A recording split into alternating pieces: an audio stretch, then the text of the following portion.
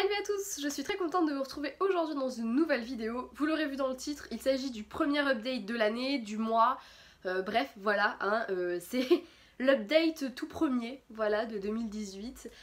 Et c'est surtout l'update qui signe un petit peu l'anniversaire de la chaîne, puisque la première vidéo qui avait vraiment lancé la chaîne et fait qu'elle faisait partie intégrante du monde de Mia, c'était un update. Du coup je suis très contente de vous la faire, voilà, et puis d'autant plus contente que j'ai mis un petit peu de temps avant d'avoir assez de lecture pour vous faire un update. J'avoue que le mois de janvier est un peu en dents de scie de ce côté là, je fais de très bonnes lectures mais je lis pas beaucoup. Voilà, j'ai eu pas mal de choses à faire à côté, que ce soit notamment il y a les partiels, la reprise des cours et tout ça, enfin il y a eu pas mal de petites choses qui font que voilà, j'ai un peu laissé de côté entre guillemets la lecture et je me suis un peu focalisée sur d'autres choses, mais voilà, j'ai quand même 2 romans à vous présenter et 3 nouvelles, donc on va commencer de suite.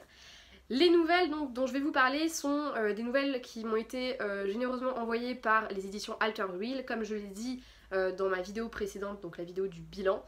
Je suis en partenariat avec cette maison d'édition pour l'année 2018.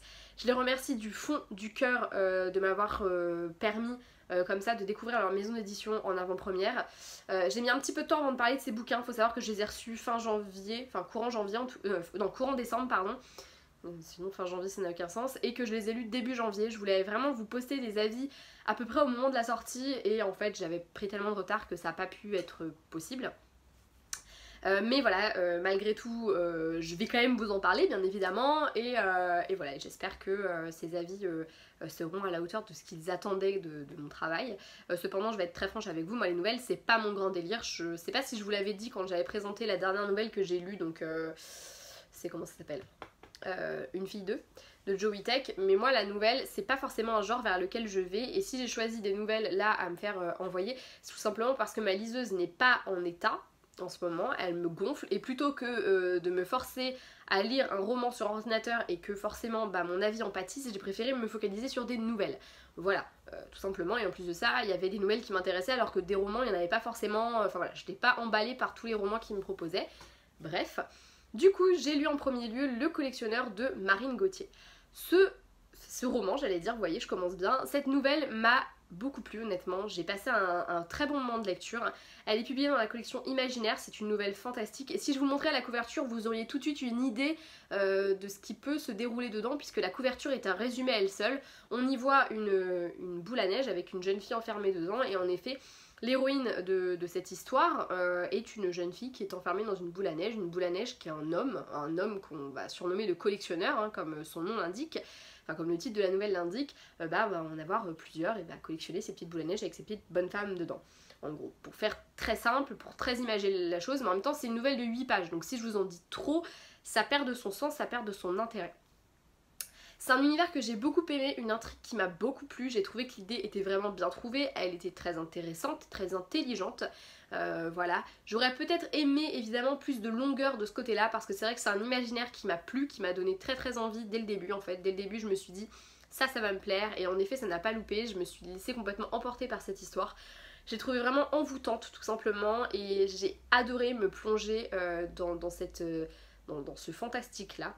Il faut savoir que moi en termes de nouvelles, c'est vrai que c'est souvent le fantastique qui va m'attirer. Je sais que notamment dans les nouvelles on va dire classiques, c'est souvent les nouvelles fantastiques qui m'intéressent. Je sais que j'ai beaucoup aimé par exemple Orla de Maupassant ou La Vénus d'Île de Mérimée, qui sont des nouvelles fantastiques, et c'est quelque chose que j'aime beaucoup. Et là j'ai vraiment beaucoup aimé l'univers, et je l'ai tellement aimé que j'aurais vraiment aimé le voir plus développé dans notamment un roman en fait. Je trouve que le fantastique est tellement intéressant et trop peu abordé au final, parce que c'est vrai qu'on a vraiment envie de savoir comment ça se fait, qu'est-ce qui se passe, pourquoi, quand, comment, que c'est vrai que ça nous paraît vraiment trop peu.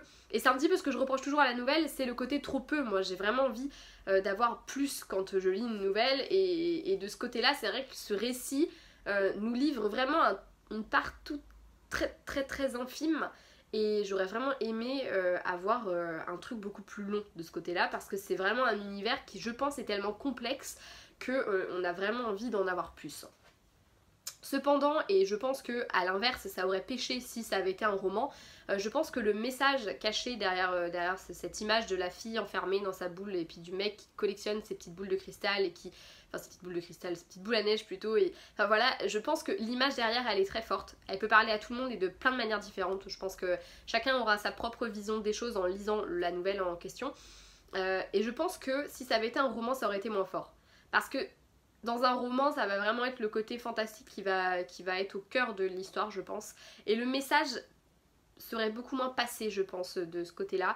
Et ça aurait rendu la nouvelle peut-être un peu plus fantastique et du coup un peu plus, entre guillemets, creuse. Voilà. Il n'y aurait pas eu ce fond qui nous touche tous d'une certaine manière et qui va nous parler tous d'une certaine manière. Je sais que j'ai lu d'autres avis que le mien avant d'écrire, après avoir lu la nouvelle. Donc du coup avant d'écrire ma chronique et avant de vous faire cette vidéo. Et c'est vrai que je me suis fait la remarque qu'on avait tous une vision différente et en même temps on sait qu'il va y avoir plusieurs visions différentes de cette nouvelle. Et pour ça je l'ai trouvée vraiment très très bien menée, très intéressante, très intelligente.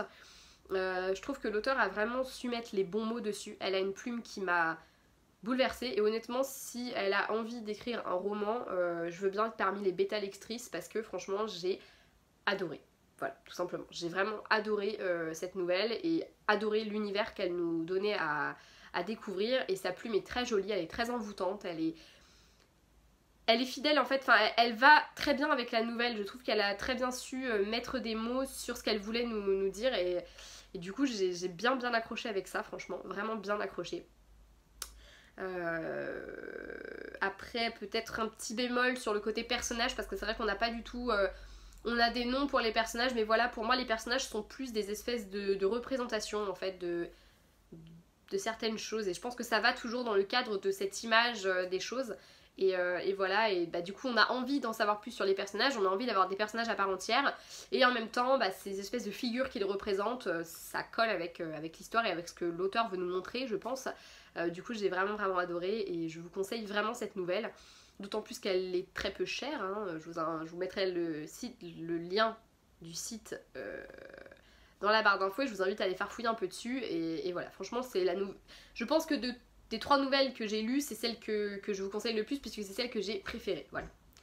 Après ça, j'ai lu le petit recueil qui comporte 2 nouvelles de Dominique Thurs. Donc, alors c'est Don de soi et Méprise. Voilà.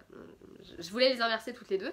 C'est un petit recueil qui va se centraliser sur une première personne animalière, voilà. Hein, et ça va très bien avec la maison d'édition puisque c'est une maison d'édition qui essaye d'avoir, enfin qui va sélectionner aussi ses romans par rapport à la présence animalière, soit au premier plan, soit juste qui va apparaître de manière fugace. C'est le cas d'ailleurs dans Le Collectionneur, c'est une apparition très fugace.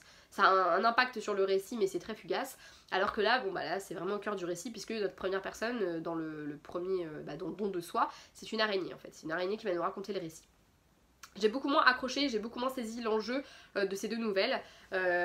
J'ai trouvé par contre, bah, évidemment que le point de vue abordé était très intéressant, que ce soit celui d'une araignée ou le second, mais je veux pas trop en dire non plus parce que la seconde déjà je l'ai beaucoup moins cernée. Et en plus de ça, je savais pas du tout à quoi m'attendre parce qu'il n'y a pas vraiment de résumé je crois de la 2e nouvelle. Donc je savais pas trop à quoi m'attendre et je pense que c'est aussi bien comme ça. Et on va dire que je pense que c'est ce qui représente ce qui me plaît moins dans la nouvelle. En fait dans un sens je trouve que le concept de nouvelle est plus vrai dans cette seconde, enfin dans ces deux nouvelles, voilà, parce qu'on a vraiment le début et puis les petits enchaînements d'actions puis une chute et c'est ce qui est vraiment important dans la nouvelle, c'est la chute et c'est ce que j'aime, c'est ce que j'ai aimé dans ces nouvelles. Il y a à chaque fois une chute à laquelle on s'attend pas forcément ou voilà, et j'ai trouvé ça hyper intéressant de ce côté là, mais j'ai pas accroché, on va dire que l'histoire m'a pas emballé, voilà, j'ai aimé les 2 points de vue adoptés, j'ai trouvé que c'était hyper intéressant parce que c'est plutôt bien fichu en fait tout simplement et en plus de ça c'est très bien écrit, l'auteur a une plume assez dingue et j'ai vraiment apprécié sa plume, mais les nouvelles en elles-mêmes m'ont pas botté plus que ça donc je vais pas vous dire ouais j'ai adoré alors que c'est pas le cas, non j'ai pas accroché, c'est pas des nouvelles qui m'ont qui m'ont transportée, j'ai pas été subjuguée par les nouvelles, mais j'ai adoré la plume, j'ai trouvé les chutes hyper sympas, j'ai trouvé qu'il y avait un style très mordant, un certain cynisme et puis un certain recul que le point de vue pouvait permettre qui était très très intéressant et ça m'a fait sourire, oui évidemment. Après j'ai pas forcément cerné l'enjeu, alors la première j'ai plutôt bien aimé quand même, la deuxième j'ai pas cerné, j'ai pas compris en fait, j'ai pas trop compris le délire. Après voilà, c'est peut-être moi aussi qui l'ai lu de manière un peu superficielle cette deuxième nouvelle parce que j'avais pas trop accroché à la première donc je ne sais pas trop mais voilà, j'ai apprécié. Il y avait des fois une certaine complexité dans la plume qui faisait que j'avais du mal à cerner précisément ce que l'auteur voulait nous dire. Voilà, je pense qu'il y a des messages que j'ai pas forcément, qui m'ont pas forcément touché, que j'ai pas forcément saisi du coup. Mais voilà, c'était une agréable lecture quand même et honnêtement avec la plume de l'auteur qui m'a autant plu, j'ai qu'une envie, c'est de lire ce qu'elle va nous fournir par la suite, d'autant plus que si je dis pas de bêtises, elle va sortir un recueil du coup de nouvelles et je pense quand même que je me tournerai vers ce recueil parce que j'aime vraiment cette plume, j'ai vraiment accroché avec la plume de l'auteur et j'ai très envie de voir ce que ça peut donner par la suite. Donc voilà, je ne baisse pas les bras, je reviendrai vers cet auteur et voilà, et je peux que vous conseiller à nouveau cette nouvelle parce que même si moi je l'ai pas, j'ai pas accroché, même si moi ça n'a pas forcément matché avec moi, je pense que vous êtes plus à lire le même genre de choses que moi, donc le collectionneur vous plaira plus, mais à côté de ça, ce sont deux nouvelles assez sympas à côté, enfin voilà, moi je suis passée à côté complètement, honnêtement, voilà, mais je suis pas fan de la nouvelle non plus. Alors si vous aimez les nouvelles, foncez parce que je pense que ça va être les deux nouvelles qui vont correspondre le mieux au véritable genre de la nouvelle, je pense, à mon humble avis, je pense. Voilà. C'est donc tout pour les nouvelles et on va attaquer avec les deux romans de cette vidéo, hein, voilà. Et on va commencer du coup avec Everything Everything de Nicolas Yoon, publié chez le Livre de Poche. Voilà, voilà. Alors, comment vous parler de ce récit Déjà, je l'ai lu en lecture commune avec Océane, puisque j'avais vraiment peur de me lancer dedans, honnêtement. C'est le genre de roman, je ne sais pas pourquoi, moi je l'ai attribué et je l'ai vraiment... Enfin, dans ma tête en tout cas, c'était un petit peu un Aux étoiles contraires bis, pour être tout à fait honnête. Pourquoi? Parce qu'il a fait le même bruit que Nos étoiles contraires, à mon sens. On a encensé l'auteur comme on a encensé l'auteur de Nos étoiles contraires. Et c'est une histoire d'amour sur fond de maladie. Voilà, donc pour moi, je le mettais dans la même case. Et comme j'ai pas aimé Nos étoiles contraires, je me disais je vais pas aimer non plus. Et en fait, j'ai bien aimé, voilà. Et je suis contente de l'avoir lu avec Océane parce que ça faisait au moins 2 ou 3 lectures je crois qu'on faisait commune et on n'aimait pas en fait au final, on n'était pas emballés, voilà, on n'a pas aimé Insaisissable, on n'a pas aimé Une chanson douce, enfin voilà, non chanson douce, je crois qu'il n'y a pas une, enfin bref, on n'a pas aimé les 2 dernières lectures communes qu'on a fait donc je suis très contente que là on ait aimé, d'autant plus qu'Océane a eu un gros coup de cœur pour ce roman, moi un peu moins, voilà, mais je l'ai bien aimé, j'ai passé un très bon moment de lecture. Cette histoire, c'est celle de Madeleine, une jeune fille qui souffre de la maladie de l'enfant bulle. En gros, elle est allergique au monde, pour résumer énormément. Mais c'est ce qu'elle dit dans le résumé de toute façon. Donc voilà, elle peut pas sortir de chez elle, elle est enfermée chez elle, elle vit dans sa petite bulle de protection avec sa mère et son infirmière qui vient tous les jours et tout ça, et de qui elle est très proche. Et un jour, elle va rencontrer Oliver, son voisin. Ils vont discuter au début par fenêtre interposée, puis ils vont se partager leur adresse mail, ils vont s'envoyer des petits mails comme ça et tout ça, et puis ils vont faire connaissance et ils vont se rapprocher l'un de l'autre et petit à petit tomber amoureux, évidemment, on s'y attend de toute façon. Et voilà, tout simplement, en gros, le fond de l'histoire. Et ben honnêtement, moi j'ai trouvé ça plutôt sympa. Bon, j'avoue, j'avais cerné le truc dès le début, hein, honnêtement, j'ai pas du tout été surprise par le retournement entre guillemets final parce que je l'avais senti, mais dès le début, vraiment, il y a un truc qui est dit à un moment donné et c'était bon, moi je me suis dit mais en fait ça se trouve puis à la fin j'étais ah bah ouais bah en fait j'avais raison quoi, voilà.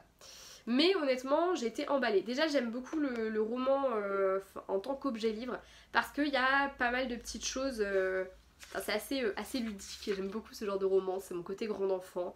On a par exemple des diagrammes au niveau par exemple par rapport à la maladie de Madeleine, de son état de santé qui vont apparaître de temps en temps, des petites shake-up comme ça là, hop, des petits trucs comme ça, par exemple quand elle va échanger des mails ou n'importe quoi, on va vraiment avoir des petits trucs comme ça, des petits dessins, des petites conneries du genre là, et ça c'est le genre de choses que j'adore dans les bouquins. Je sais que j'avais complètement craqué sur Jacqueline Wilson à la base par rapport à ça parce qu'il y a beaucoup de ces romans où il y a des petits dessins dedans et c'est un truc que j'avais beaucoup aimé. C'est un côté très ludique et ça fait qu'il y a vraiment des passages où ça va très vite. Les chapitres s'enchaînent vraiment facilement. C'est un roman que je qualifierais d'addictif parce que c'est vrai qu'une fois qu'on l'a commencé, on est pris dedans. Ça se lit tellement rapidement que voilà, ça se lit tout seul tout simplement. J'ai beaucoup accroché avec Madeline et avec Oliver. C'est des personnages que j'ai beaucoup aimés. Il y a beaucoup de choses dramatiques dans leur vie et c'est des personnages tellement positifs en fait. Ils pensent tellement aux autres avant de penser à eux. Ils m'ont beaucoup touchée. Madeline, elle a quand même une vie de merde parce que bon, faut quand même se focaliser. C'est la nana, elle est enfermée dans sa maison H24. Elle est pas sortie de chez elle depuis quasiment toujours en fait. Donc, comment vous dire que forcément, c'est un personnage qui a une vie dramatique. Mais c'est le genre de nana, elle est tout le temps souriante, elle est tout le temps joviale et voilà, et elle essaye de respirer le positivisme parce que par exemple, elle pense à sa mère qu'elle voit comme vraiment un modèle et elle veut pas que sa mère se sente mal par rapport à sa maladie et voilà, et du coup elle essaye tout le temps de sourire et compagnie. De son côté, Oliver, il a aussi une vie un peu pourrie, il a son père qui est un peu violent, qui est un peu alcoolique, qui est pas très très cool et voilà, et du coup ils ont tous les deux leurs deux vies de merde, mais quand on les voit tous les deux, mais il y a tellement de positivisme qui va ressortir de tout ça. C'est des héros souriants, c'est beau. C'est beau en fait, ils m'ont tellement touché ces deux gamins là qui donnent une vraie leçon de vie en fait à leur manière parce que ouais, notre vie elle est pas facile, oui il y a du négatif, mais nous on va chercher le positif et à nous deux on est une grosse boule de bonne humeur et de joie et de choses positives et de choses bonnes et douces et voilà, et je les ai vraiment adorés pour ça. Ce que je pourrais reprocher au récit par contre, c'est qu'il y a vraiment un moment qui est un peu long. C'est un petit peu le truc dans toutes les romances, on a un petit peu ce côté là, donc la rencontre, hop hop hop, le point culminant, genre on est trop heureux, la descente. Et j'ai trouvé que la descente jusqu'au point final était vraiment très longue en fait. On traverse un creux qui pour moi s'étend sur plusieurs chapitres qui n'étaient pas forcément nécessaires. Après, bon, évidemment, on va avoir des révélations et tout ça, il va y avoir pas mal de choses qui vont se passer à ce moment-là, mais il y a vraiment des moments où c'est très long, même à un moment donné, on a une révélation, et il y a vraiment un long moment avant que Madeline se secoue par rapport à ce qu'elle apprend à ce moment-là, et ce qu'elle vit à ce moment-là. Et j'ai trouvé ça un petit peu dommage, parce que du coup, qui allait très vite au début, ça décline un petit peu sur la fin, et j'ai trouvé ça dommage, parce que c'est vrai que ça m'a fait un petit peu... en avoir un peu ras-le-bol à la fin, j'étais pressée que ça se termine parce que je trouvais ça un petit peu longué. Voilà, bon, le dernier chapitre est pas non plus mon chouchou, hein. Je me suis dit, ouais, bon, vous auriez pu aller un petit peu plus au-delà de ça. Mais voilà, globalement, c'est une bonne lecture, c'est pas une très bonne lecture, c'est pas une excellente lecture, mais c'était une bonne lecture et je vous conseille ce roman. Il est tout mignon, il est tout choupi, et voilà, et l'idée est intéressante, l'intrigue est sympa, ça se lit tout seul en plus de ça, donc voilà. Et la plume de l'auteur est vraiment sympa, donc je pense que je vais lire son second roman là, dont on a pas mal parlé. J'ai oublié le titre, mais enfin voilà, vous verrez forcément de quoi je vous parle, et si j'y pense, je mettrai le titre dans la barre d'infos. Mais voilà, en tout cas c'est un roman très ludique, très sympatoche à lire, et avec une idée de base plutôt cool, donc je vous le conseille. Le second et du coup dernier roman et livre du coup de cette update, il s'agit du tome 2 d'Illuminae de Amy Kaufman et Jay Christophe, publié chez Casterman et que j'ai terminé il y a 2 jours très précisément. On est lundi, même pas, c'est avant-hier. Si, si ça fait 2 jours. Oh, je sais même pas compter les jours, c'est dingue. Je ne sais même pas comment vous résumer Illuminae parce que je crois que j'avais galéré pour vous le résumer, donc je vous laisserai tout simplement le lien de la vidéo où je parle du tome 1 dans la barre d'infos si j'y pense, ou dans le petit i si j'apprends comment on fait, voilà. Et je vous laisserai aller voir mon résumé et mon avis sur le tome 1, et puis moi je vais juste vous donner mon avis sur le tome 2 parce que c'est vraiment un univers qui est très large. Dans le tome 1 on découvrait 2 personnages et là on va en découvrir 2 autres qui vivent plus ou moins leur aventure en parallèle, on va dire. Pour faire simple, l'organisation qui a attaqué les personnages du premier tome attaque également les personnages du tome 2 qui sont sur une station. Et les personnages du tome 1 se dirigent vers ceux du tome 2 qui sont en train de se faire attaquer et en train d'essuyer tout ça. Dans ce nouveau tome, on va découvrir Nick qui fait partie en gros un petit peu d'une mafia. Voilà, et Anna qui elle est la fille du chef de la station où ils vivent quoi, la station spatiale, puisque ça se passe dans l'espace, c'est de la science-fiction, young adulte et tout, enfin voilà, je vais pas tout vous resituer encore une fois, n'hésitez pas à aller voir mon avis sur le tome 1, je vous le résume, à peu près bien, je ne sais pas, mais je vous le résume, c'est déjà bien. Et du coup ce tome 2, je l'ai adoré en fait. J'ai eu un gros coup de cœur pour le tome 1, j'ai trouvé que c'était vraiment hyper sympa. On a encore ce système de dossier que j'avais adoré, que j'avais trouvé hyper addictif, hyper bien foutu, hyper bien pensé. Et bah du coup le tome 2 est dans la continuité de ce tome 1 et c'est une véritable bombe encore une fois.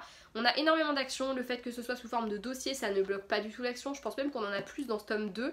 Et pourtant j'ai senti une petite lenteur au milieu, alors après c'est peut-être moi qui ai mis un peu de temps à le lire aussi, donc à mon avis ça joue, il y a un moment donné où ça me paraissait long parce que je le lisais très peu, je lisais de temps en temps quelques pages et puis je laissais et puis je revenais 2-3 jours après relire 2-3 pages, donc je pense que ça a beaucoup joué aussi.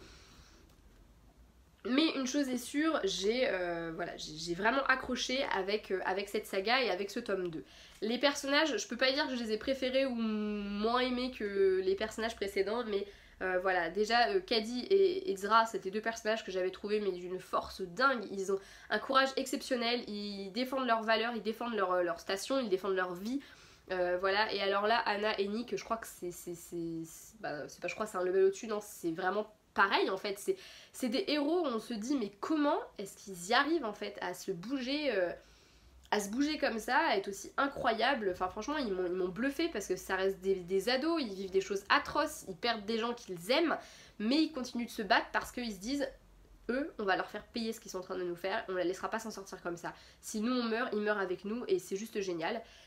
Encore une fois, il va y avoir un peu deux problèmes qui vont s'intercaler. Dans le premier tome, on avait ce groupe qui attaquait, là, le Bytech qui attaquait, et puis on avait en même temps autre chose qui se passait sur le vaisseau, et du coup, fallait combattre les deux en même temps et réussir à s'en sortir. Et là, c'est pareil. On va avoir tel groupe Bytech qui va attaquer, et autre chose qui va se passer en même temps, et il va falloir combattre un peu les deux et se sortir des deux situations. Et au final, je trouve que c'est vraiment hyper bien fait à chaque fois parce que ça nous permet déjà d'avoir des dénouements dans certaines situations. On se dit mais comment ils vont faire, ils vont jamais réussir à s'en sortir. Et là, paf, mais oui putain j'avais oublié ça. Et c'est juste génial et franchement ça pète dans tous les sens. C'est fantastique, c'est vraiment une saga que je peux que vous conseiller. À chaque fois ça me bluffe de A à Z et le système de dossier est génial parce que ça fait que ça se lit tout seul déjà. Et en plus de ça, ça rend vraiment... ça m'a touché énormément malgré le système de dossier. On a toujours le sentiment que ça va être peut-être moins touchant que si on suit les personnages véritablement comme avec tant d'autres romans. Mais honnêtement pas du tout, je me suis attachée aux personnages tout pareil, j'ai vécu les morts avec autant de peine que si c'était dans un roman écrit de manière tout à fait banale. Là ce que j'aime beaucoup c'est qu'en même temps on a un certain recul, en fait on sait que c'est terminé tout ça et du coup on a envie de savoir la fin et je pense que ça le rend encore plus addictif d'une certaine manière et voilà, donc je vous conseille vraiment beaucoup cette saga, elle est vraiment géniale. En plus le tome 3 va bientôt sortir, il sort en 2018, je n'ai pas la date précise en tête mais je sais qu'il sort en 2018. J'espère d'ailleurs que la bibliothèque l'achètera très vite et que surtout je pourrais l'emprunter très vite aussi parce que voilà je les connais, ils se jettent tous dessus mais voilà, j'ai trop hâte parce que j'adore cette saga et je peux que vous la conseiller. Voilà. Vous l'aurez compris, Luminae est un gros coup de cœur, Everything Everything est une bonne lecture, Le Collectionneur également. Un petit bémol avec Don de Soi Méprise que j'ai un peu moins aimé, mais globalement mon année s'ouvre sur de bonnes lectures et j'en suis vraiment ravie. J'espère que vos lectures aussi seront très bonnes. Voilà, n'hésitez pas à me partager vos updates, vos bilans, enfin qu'importe, partagez-moi vos premières lectures de l'année, ce sera avec grand plaisir que j'irai lire vos blogs, voir vos posts Instagram, voir vos vidéos. Voilà, je vous fais d'énormes bisous, je suis très pressée de vous retrouver dans une prochaine vidéo et jusque là, lisez beaucoup. Salut!